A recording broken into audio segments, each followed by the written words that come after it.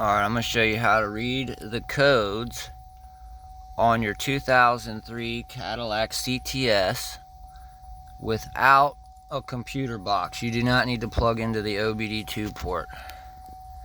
So you turn the ignition on.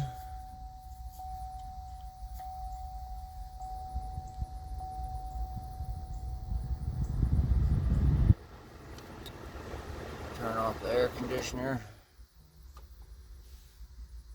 And then you hold F1 and F6. You push them at the same time. And then all your dummy lights come on, so you can check those. And then this comes up. And you use the dial here. Odie, come here. Use the dial here on the right side to select your code. Now I'm working on the seat.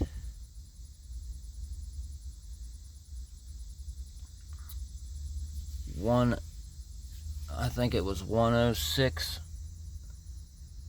It might be this one. Let's just run through these.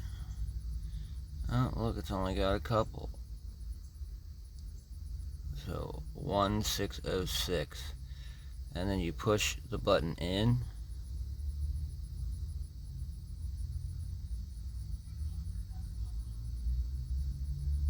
and you can see the codes or clear them.